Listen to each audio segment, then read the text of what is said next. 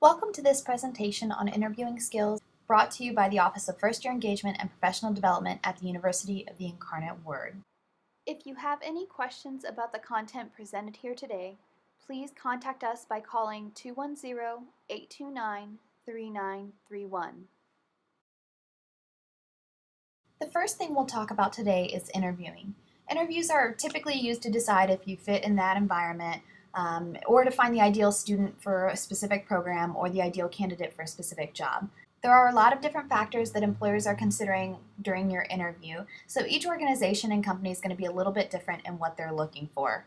Most are going to be focused on your soft skills, which are also called transferable skills, and those are things that you take with you no matter what job you have or what environment you're in. Things like communication skills, leadership skills, teamwork.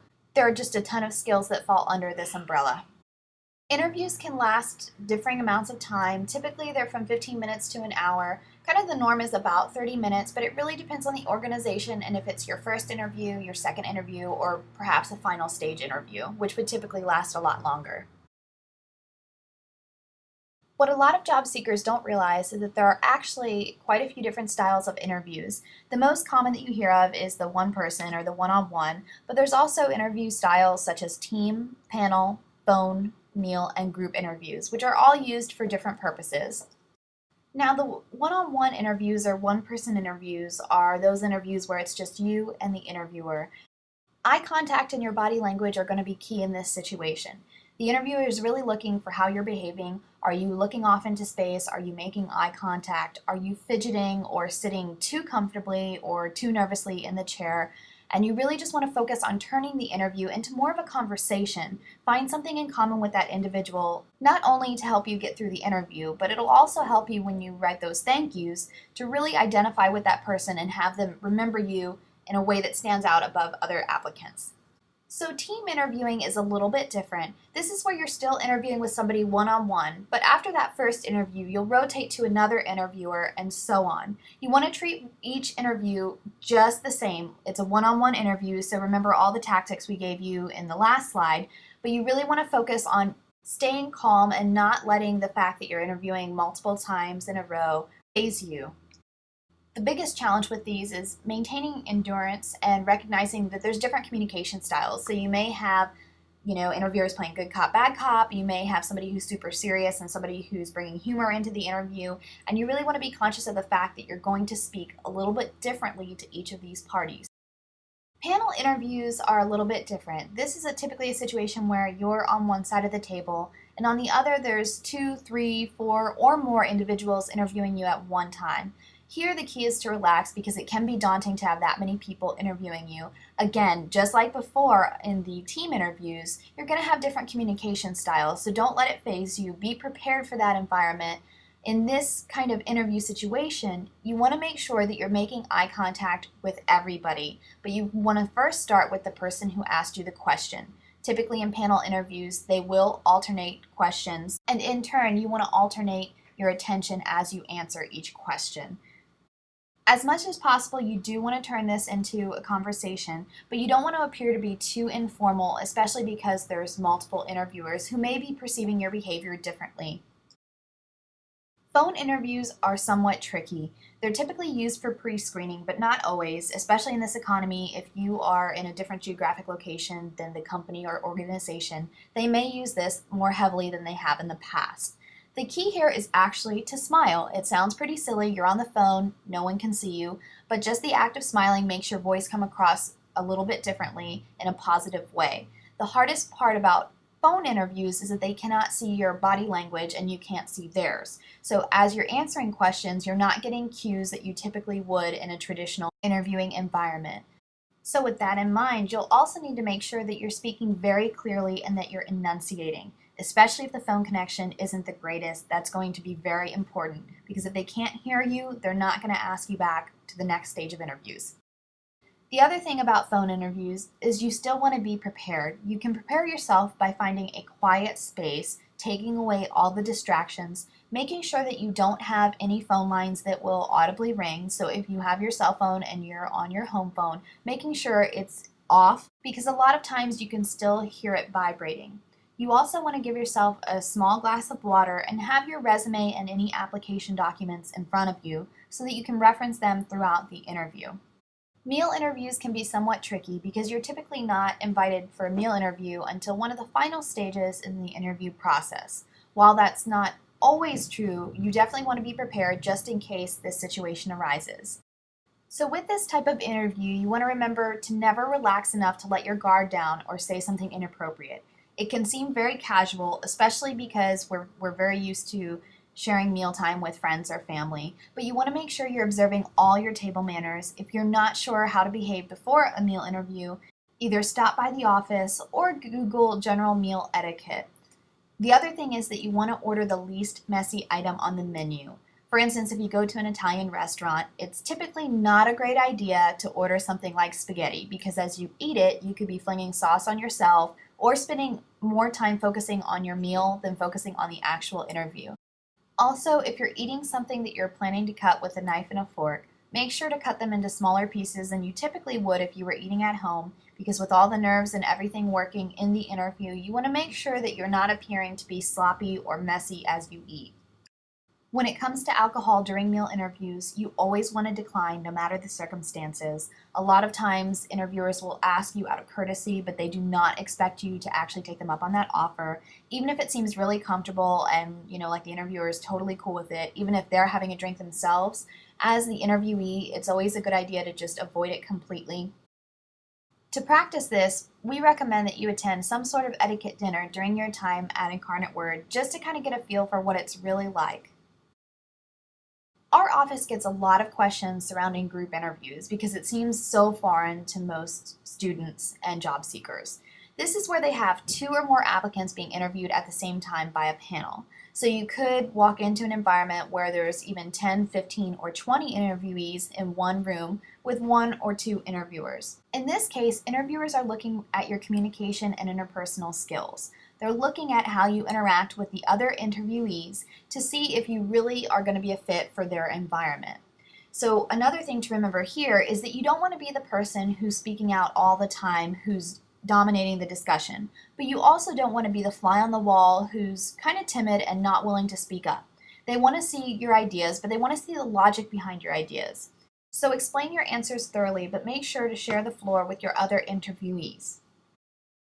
So now that we've discussed different interview styles, we're going to move on to the actual interview questions. There are still different types of interview questions, so we'll go over each different kind of question and give you some samples. So the different types of interview questions are informal, case questions, and behavioral questions. Informal questions seek to answer how you would react in a certain situation. This is the most typical kind of interview question and probably the kind of interview question that you're most familiar with. Case questions are different. They're looking less at your actual answer and more at the logic behind the answer. They're very situational in nature, and oftentimes these are the kinds of questions that can really throw you off. Behavioral questions look at your past behaviors, attempting to predict what you will do in the future. So those are going to be questions like, tell me about a time when you had conflict in the workplace, where they're looking at what you did to determine what you will do in the future. So the first type of interview question we'll talk about are informal questions. This is the most typical. These are the ones that you hear about all the time as you're preparing for interviews. Tell me something good about you. Why should we choose you, or why should we hire you? How do you handle pressure? What they're looking for here is your body language, your confidence, your self-knowledge, and how you measure yourself. So here, modesty is not necessarily the best thing. But at the same time, you don't want to appear to be too proud or like you're bragging about any of your accomplishments. The key with informal questions is not giving an answer that's too short or too long. Either one of those extremes is going to be negative for you in the interview. This is also a case where practice really does make perfect. Even though informal interview questions seem so easy to answer, we don't recommend you just walk in assuming you're going to give the best answer ever. We really advocate that you practice and come in for a mock interview. A lot of times interviewers are looking beyond just the answer you're giving them to look at the psychology behind your answers and the logic behind your answers. You want to avoid anything negative, especially language. So if you're talking about customer service, you don't want to use the phrase deal with customers. By using the word deal, it sends the message that you didn't enjoy that interaction and that you won't enjoy interacting with customers in the future, even if that's completely not what you meant. To make these types of interview questions easier, one tactic we give students is to use examples. Use stories to your benefit. The biggest challenge with stories is that students often feel like they know the story well enough to deliver it perfectly on the first try. And really with stories, you want to practice, practice, practice, because you want to make sure that you're not including too much or too little, or that you end up backtracking in the middle of the interview to try and explain something that you didn't explain properly the first time. It can be very confusing to both you and the interviewer, and it can really trip you up and make you more nervous than you already are. Here are some of the most commonly asked interview questions. So they seem simple, but really the answers can be very difficult, especially if you're not prepared. So for number one, tell me about yourself. This is one of the most challenging questions out there, and a lot of times students really mess this question up. For this question, you want to stick to what's relevant, and really a good rule of thumb is to stick to about 20 to 30 seconds, making sure that everything you're about to say makes sense and is relevant. And if you need a little bit longer to speak and to really get your point across, that's okay. So an example of some points to hit when answering this question would be, my name is so-and-so. I'm a senior at the University of the Incarnate Word studying business with a concentration in management, and I'm looking to graduate in May. I've been involved with the business club for 2 years, and in that time I have served as business club president, where I increased the amount of community service done by the business club. In addition, I have a 4.0 GPA and also have a part-time job off campus working as a cashier at HEB. So this example is a lot shorter than what we would recommend you give in an interview situation. But as you can see, I stuck to what's relevant. Instead of talking about how many siblings I have or where I'm from, you really want to stick to the things that are going to be important to the employer. So even like community service, which I mentioned, that may or may not be something that you need to mention depending on the job you're applying for and the employer. So if you've done your research and the employer is big on community service, that may be something you definitely want to include. We won't give you a sample answer for each of the questions presented today, but it's good to be aware of what questions you may be asked. So here we have more questions, but the biggest thing here is that you really think about your answer ahead of time.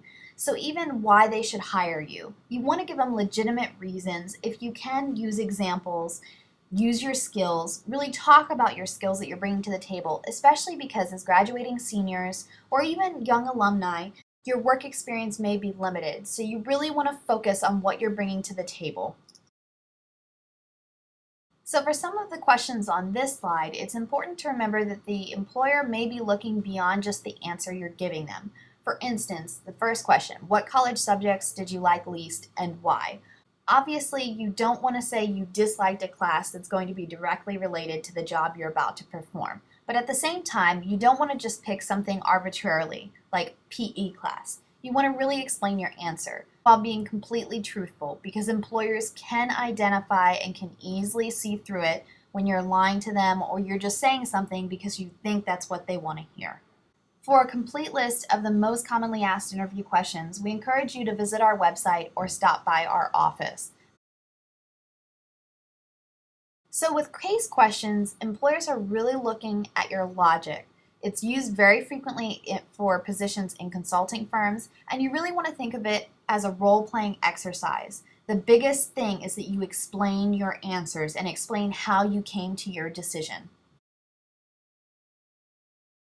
So you can see why case questions can be so tricky with this sample. How many payphones are there on the island of Manhattan? Obviously, employers are not going to expect you to know the true answer to that, but they want to see, are you just going to pick a random number? Or what's your thought process? How did you come to that number? Did it make sense? Does it align with the way that the organization thinks and the logic they expect from their employees? So they're looking, are you just going to stumble on the answer? Are you going to be able to solve the problem? And how creative are you going to get with your answer? So in this case, it doesn't really matter how many payphones you say there are in Manhattan. You could say 10 million, as long as you have a really good reason why and how you got to that 10 million. On the next few slides, we have a couple more sample case questions you may be asked in case interviews. If you've already been told to prepare for case questions in an interview, make sure to do your research online to become more familiar with other questions that may be asked. Now, the last type of interview question you may be asked is a behavioral interview question. In this kind of question, employers are looking to see if you have the skills that the position requires. So in this case, the employer is looking at how you've handled a situation in the past to determine how you will handle a situation in the future. These questions are not hypothetical questions asking what you might do in a given situation. These are actually looking at your historical past. So storytelling is going to be very, very crucial. Behavioral interview questions are relatively new to the world of interviewing. They've always been around in some way, shape, or form, but typically candidates were asked maybe one behavioral interview question. Now companies are really transitioning, and some are relying very heavily on this type of question to make or break the interview. Studies have shown that the most accurate predictor of someone's future performance is their past performance, so that's why these are really gaining popularity. In studies, the typical kind of interview questions we're used to, the informal questions, are said to be only 10% predictive of someone's success in a certain position. Because this type of interview question is gaining popularity, there's actually a three-step process that may help you in answering these questions. It's called SAR, S-A-R. The S being the situation, task, or problem, where you want to really describe the situation, describe all the elements that were present. Then the A, the action. What specific actions did you take in that situation? And the R being the result or outcome. So that's really focusing on the positive aspect of the outcome. If there were negative aspects, of course, you want to play that down or use more positive language in describing those outcomes. Here I'll present the SAR model in relation to a story regarding advertising revenue. So you can see in this story about advertising revenue that the S, the situation, was that the revenue was falling for the college newspaper and a large number of the advertisers weren't renewing contracts. The A, or action, that this person took was to design a new promotional packet and provide training for account executives. So the result, or R in this case, was that they not only were able to get back 15 of their former advertisers, but they also actually increased new advertisers by 20%. Because each employer is going to be looking for something so different using behavioral interview questions, it's very difficult to prepare for these. The best way to go about it is to really prepare your storytelling and have an arsenal of stories ready to go just in case you're able to use them. So one of the questions we're asked most often by students in relation to interviewing is where to get those stories, what do you talk about? So one of the strategy points we give is to use examples from all sorts of different experiences. Such experiences would include examples from internships, school, activities you're involved with, team participation, athletics, community service, hobbies, and any work experience you may have. You can also pull stories from special accomplishments you may have achieved, whether those are academic, personal, or professional. Wherever possible, quantify your results. So include numbers, include outcomes. Okay, so now that we've talked about different types of interviews and interview questions, you get to the one final question. Do you have any questions? During the interview, this is absolutely essential, and most people blow it off. A lot of students and a lot of job seekers simply say, "No, I think you've covered it," which is not the answer you want to give. You want to at least have one question you're going to ask the interviewer. If you don't ask any questions and you just tell them that they've covered it, it sends the message that you aren't really invested and you aren't really interested in what they have to say.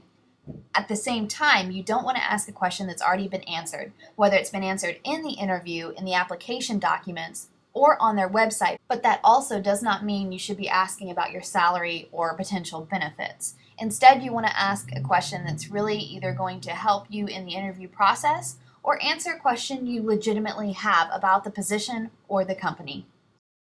So here's a list of questions you can potentially ask. This list is really just to give you some ideas if you're feeling lost. Students will frequently ask us if it's okay if they use their own question versus something that we presented either in a handout or a presentation.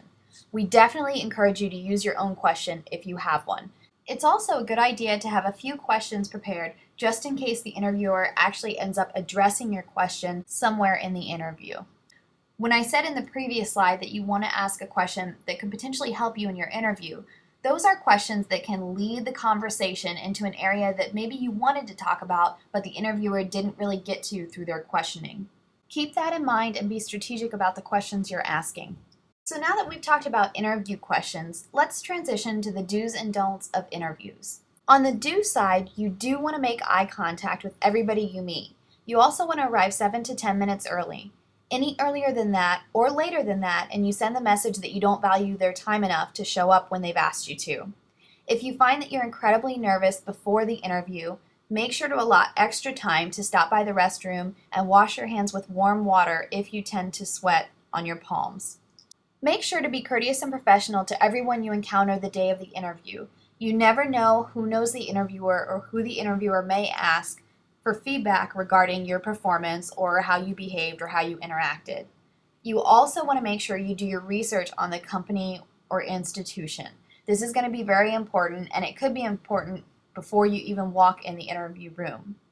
Dressing professionally is also going to be huge, which we'll talk about in a minute, but that's really your first impression to the people in the office, who may be your coworkers or who may be invited in at later stages of the interview process. You also want to remember to turn any negatives into positives. Whether it's negative stories, negative outcomes in your stories, focus on positive language and positive outcomes. Now on the don't side, remember not to mumble. A lot of times when we're nervous, we just start talking and we start rambling, and people can't always necessarily hear what you're trying to say. Make sure you're also not dressing too casually. Sometimes interviewers or their secretaries or administrative staff will tell you it's business casual, and if you're 100% confident that the outfit you're wearing is going to be appropriate in that environment, then that's okay. Otherwise, it's better safe than sorry. You can never be too dressed up for an interview situation, but being too dressed down sends a completely negative message to the interviewer. Also, don't forget to relax. This is something a lot of candidates totally forget about, but it changes your body language and it changes the way you come across to the interviewer. Don't stretch the truth for whatever reason. Sometimes people exaggerate their experience or exaggerate their skills in a particular area, thinking that it's not a big deal. Especially in interviews, do not do this. Otherwise, when you get on the job, if you're selected, you may be called on for specific skills or experiences that you've had that weren't necessarily 100% accurate.